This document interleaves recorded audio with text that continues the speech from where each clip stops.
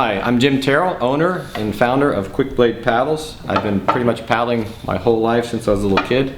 Got into canoe racing at an early age, and my passion has been always racing. And we've always built our own race equipment from the time I was a kid with my dad. And we started making paddles years ago, and I started the brand Quickblade in about 1990. We got into stand-up very early on through Laird Hamilton, Dave Kalama, and some guys in Malibu that were into stand-up paddling, and started making paddles for stand-up paddling. And my background being from canoe racing, I really saw inevitably racing in the future for stand-up paddling, and immediately started contacting some local outrigger canoe race organizers about potentially, adding stand-up division. And it started slowly with a couple guys, and now it's grown to several hundred at a typical race in Southern California. So about 3 years ago, after tinkering with numerous designs for stand-up paddling, we decided that we wanted to start experimenting and testing different paddle surfaces. And I started producing some composite carbon paddles with the exact same construction as a standard.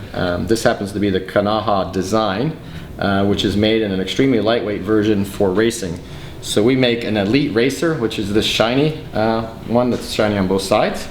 This is the Elite Race 100. It's our medium-sized blade. And in my left hand, this one here has some slight dimples in the surface. You can see those little dimples. This one we named the Magic, and the reason we named it the Magic, it has somewhat of a magical feel. And what it's designed for and what people feel are actually different things. And I'm going to explain to you how we came across this surface. We actually tried some grooved surfaces, and what I was trying to do is create a surface. There's some resistance to the blade when it goes in. There's actually some surface tension, and the blade is traveling at a pretty fast speed. People don't realize how fast the blade itself is going when it submerges and dives into the water, and they don't realize how much pressure is on that blade and how quickly there's pressure on that blade with a good paddler. So in racing, and trying these different materials, we found that actually a little bit of a dull finish, even if you have a race paddle, sometimes we like to put a slight wet sanded finish on our blades. In the stores and cosmetically, a nice shiny carbon composite part looks pretty, but we found that a slightly dull finish or even a matte finish can be just as good or better. And I actually prefer just a light dull or matte finish.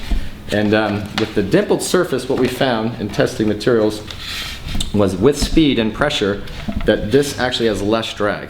People go, well, would that work on a race board or a canoe or a boat? No, because a board has much more surface area, so there's not, first of all, there's not the speed. Even a good racer, even the very top guys are maybe going a little over 6.5 miles an hour on a 14. Maybe up to 7 miles an hour if you're really fast and going pretty hard on an unlimited board, and the speed is just not there. But the blade, it's 100 square inches. It has, with a big strong paddler, roughly 40 pounds of pressure on that blade face as it goes in, and it was designed to actually have less drag at the catch, and then as long as you have pressure, good speed on the blade of the exit, less drag. Now, on the contrary, I designed this paddle and particularly didn't want to hype anything that was gimmicky. So what I did is I made several of these for a lot of my team riders at the time, told them to try it. And they said, Jimmy, what's it designed to do? And instead of telling them what I just told you, I said, try the paddle, let me know what you feel. And interestingly enough, a lot of my guys came back to me saying that the paddle felt like it grabbed the water better. I don't have any data to reinforce that feeling. That's why we decided, let's call this thing the Magic. But a couple of my guys, like Rob Rojas in particular, felt like his 9-inch blade at the time, we used to call the 110. It's called the 110 now. We used to call it a 9-inch blade. Then we made some smaller blades that were 8 3/4 or 8.7. We called it the 8.7. He felt like his 8.7 grabbed the water as well as his 9-inch blade. And I thought, when I use the paddles, believe it or not, there's not a very substantial difference between either one. The advantage to the Elite is we are able to get it a little bit lighter, just in that the surface of this blade tends to be inherently a little bit rich in resin. In other words, it's hard to get the resin evacuation because of the texture. Where in this one, when these are pressed with heat and pressure, we're able to evacuate the majority of the epoxy, and it's a very lean ratio. In other words, a high ratio of carbon content per epoxy that's held designed to hold the carbon together for the strength, but the strength is coming from the carbon, not the epoxy in the layup. So this one, even under the same pressure and heat, just not much, this texture is actually filled with some resins and fillers. It's going to make it about an ounce, 3/4 of an ounce or an ounce heavier than the Elite, but that's the only difference. So I probably haven't answered your question if you're trying to decide which one, right? So the answer to that is I found that my bigger, stronger paddlers tend to feel the benefits of the Magic Surface a little more than some of the guys. And not all, but my personal preference is the 90 Magic right now.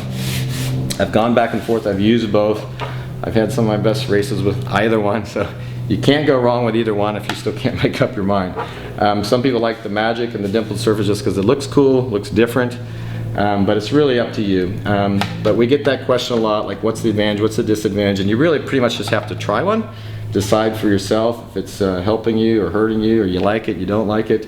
The one thing I always keep in mind is I don't like a paddle where water is going to cling or hold onto the blade or shovel. Like if you design a paddle that's got too much spoon in it, it can actually be sluggish coming out of the water. But surprisingly enough, these little dimples, you know, your blade stays pretty much wet all the time, whether it's a smooth surface or a textured surface. But this surface does not hold too much, if any, additional weight. When I'm talking about too much or any additional weight, we're talking about only a few grams, or the weight of maybe a nickel's worth of water. So if that's going to make or break you, or allow you to make your decision, that's probably what I calculate if you want to get real technical. And I do sometimes, so I'm going to stop there.